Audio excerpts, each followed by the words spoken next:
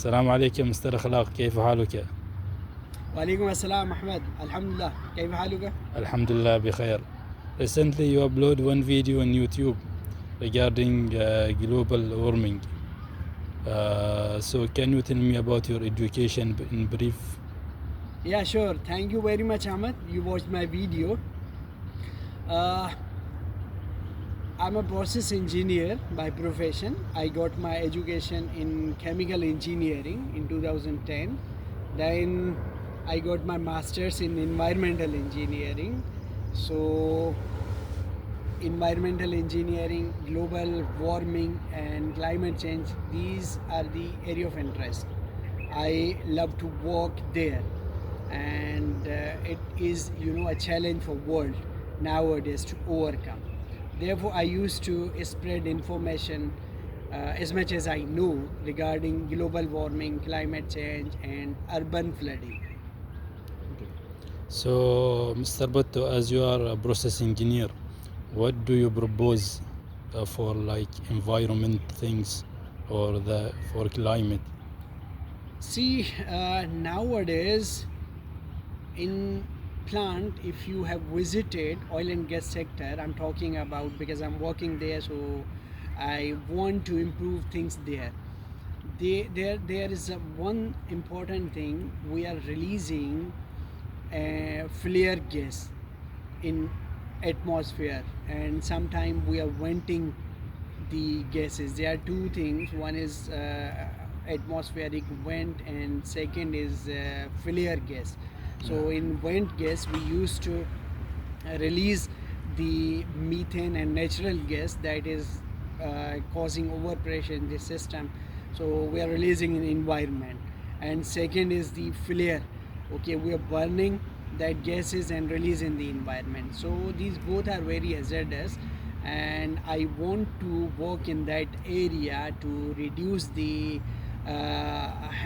greenhouse gases, carbon dioxide, methane and other gases. Here in Oman government is working on that very keen.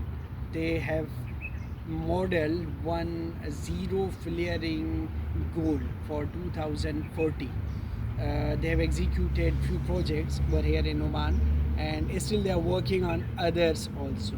I know personally because since here I'm working 1 year, so I have visited many places, many plants, so I found that thing that is very good. One more thing, let me tell you over here, methane seems to be less dangerous as compared to carbon dioxide. However, methane has more capacity to absorb heat from sun, but due to its life duration, it will decompose in atmosphere after certain time, maybe 1 decade or 2 decade, 1 to 2 decade. Its complete life, then it will decompose into carbon dioxide and water. But carbon dioxide itself has a big life, big time, maybe 100 years to decompose in two components chemically. I'm talking in carbon and in oxygen. So moreover, methane composition in atmosphere is somewhat less, maybe 2 ppm, but carbon dioxide is 415 ppm right now. Few years ago, if we can see the beginning of this century, it was 300 and something. It's not a big difference, but if we see, it's a big difference. It is enhancing the concentration in environment and absorbing heat to make our environment very hot. So both are dangerous. We have to work out, we have to reduce the carbon dioxide in atmosphere. This Oman is working on that very seriously. I love to tell you one thing. There's one company that is local Omani company, 44.01. Okay, that is working in capturing carbon dioxide from different plant and storing it under the rock. that is perdotite. It's very difficult to pronounce. Perdotite.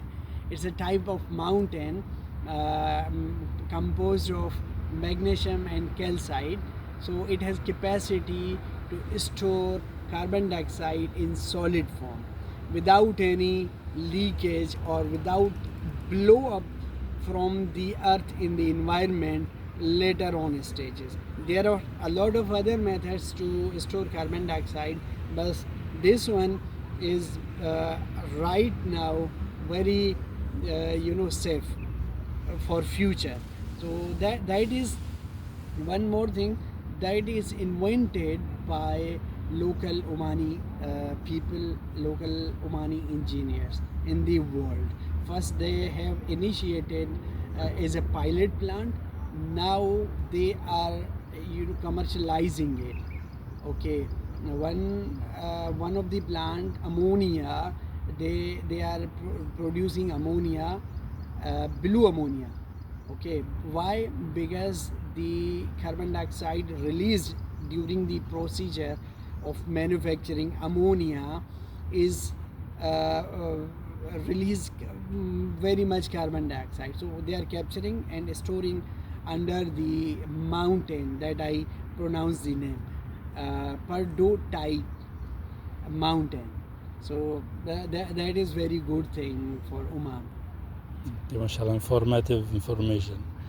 Thanks, Mr. Bhutto. So last question, I heard that Pakistan has more effective in global warming. So why is that? See, there are different parameters. One study was conducted, okay, in old days. They have defined that Pakistan will suffer in world on fifth number due to this global warming and climate changes. There's one big reason, because this global warming is melting ice. Okay, so Pakistan ahead with Himalaya, that is a glacier. Lot of water is stored over there. Due to this global warming, that glacier is melting day by day, and it is releasing water unpredictable. Okay, and this is one basic phenomena of science. You also know that heat travel from hot body to cold body. Okay, that is causing Himalaya to melt down, and it is releasing a lot of water at the downstream.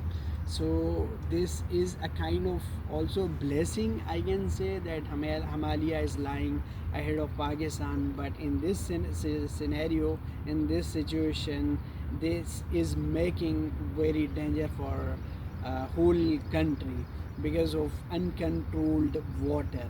Here there are some preventions. If government want to take it, then it would affect less, like to clear out the channels from Himalaya up to sea.